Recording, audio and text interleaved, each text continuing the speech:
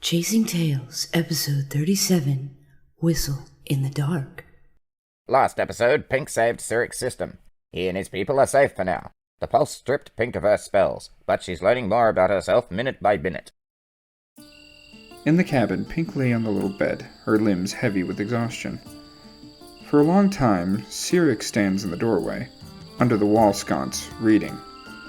He had so many questions, but maybe rest would be better for her. He watched her toss and turn in the firelight. Can't sleep? No. I can't help thinking about the spider. Come, give me some real light and we'll have a look. He strode to the table and sat down eagerly. Pink stood. How the heck am I going to do that? I'm spellless. Pink, you produced cake out of thin air. You're still thinking of what you were allowed to do. I thought you said no more magic tonight. Besides, I don't know any light spells. Don't think about the numbers. You are the numbers. Think about sunlight. I am the numbers. Pink imagined herself in the fountain park with the flowers at their peak, the birds singing. The room slowly brightened.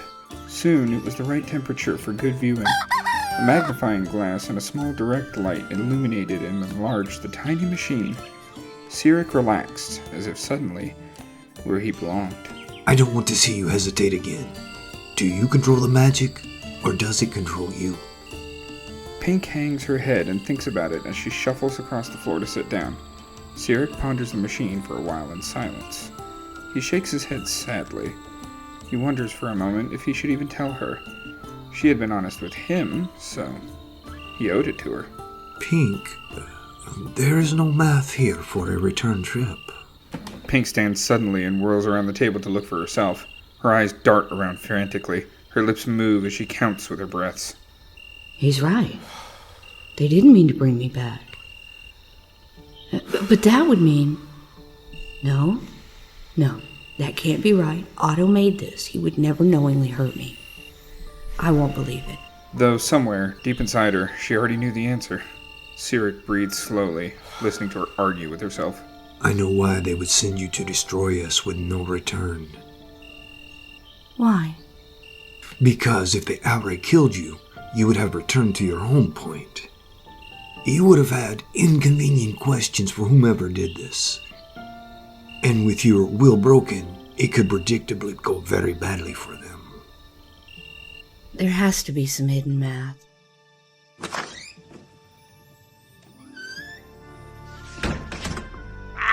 God, it's bright.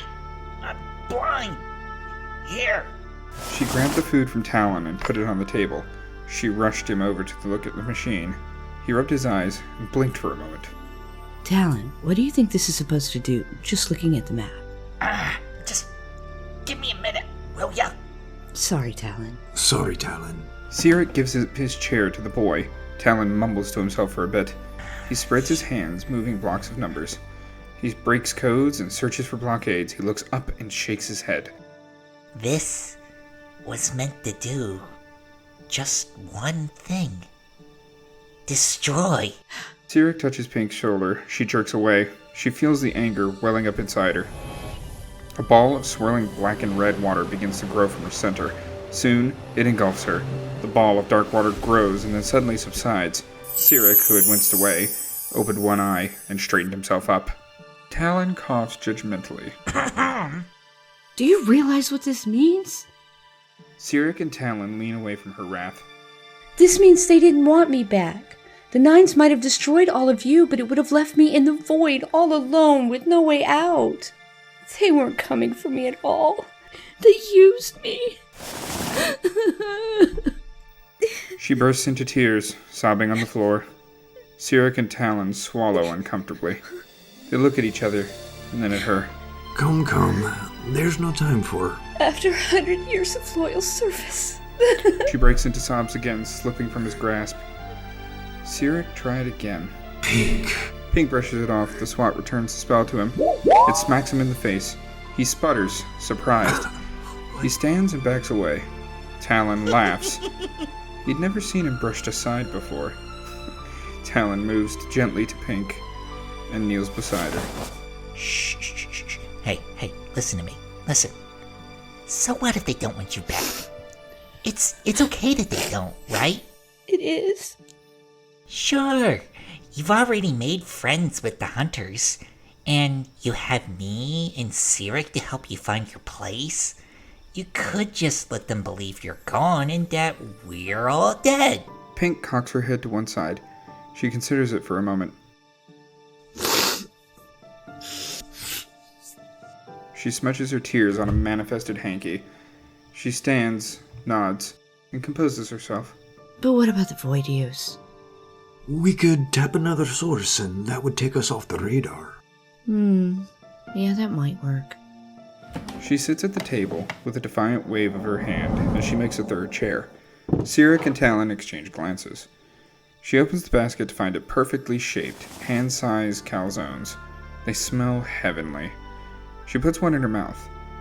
There is a symphony of spicy, sweet gooiness. She nods her head. Talon beams. Try it, Talon. You might like it. Talon eyes it warily. I don't know. It seems like a lot. Just taste it. You don't have to eat the whole thing if you don't want to. Sirik swipes away the machine and all the tools. Talon bites into it. He chews it up and swallows, closing his eyes. Sirik makes an impressed face. Pink nods.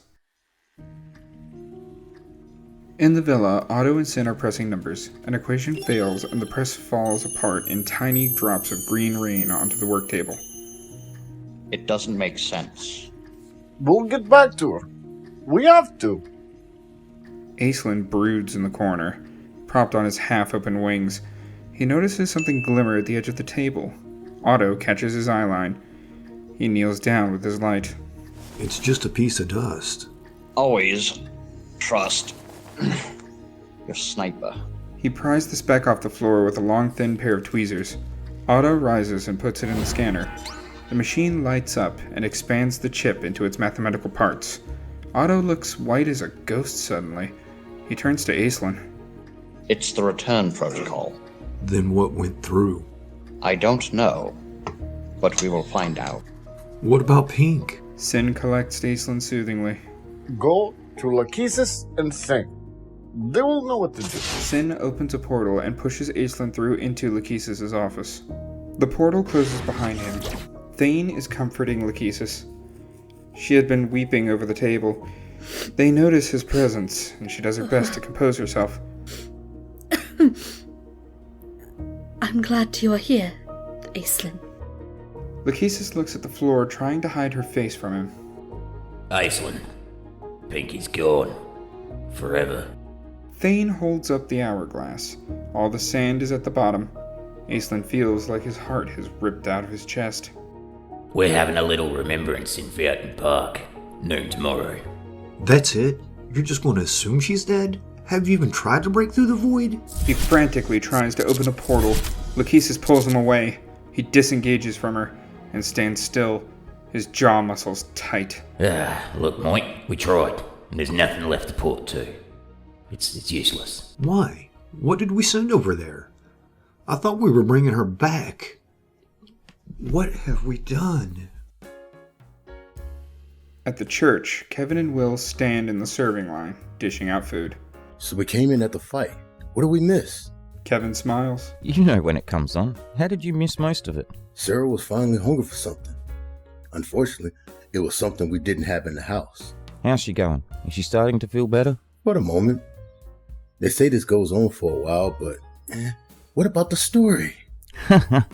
Alright. Pink discovered that each of the keys represents one of the islands on the Linnet Archipelago. She also had a nightmare about Brandish. We introduced him as the opener of doors. What does that mean? It means he can go anywhere. Sprex tried to kill him, so he would become the new opener, but Pink's mitigation stopped that process. You got a copy of the script? I just gave you the gist of what you missed. For a fellow who tells stories, you really stink at retelling. Kevin shakes his head. Alright, I'll come and read it to you. For the baby. Was Pink sabotaged? And by whom? Stay tuned for the next exciting episode of Chasing Tales. Show your work.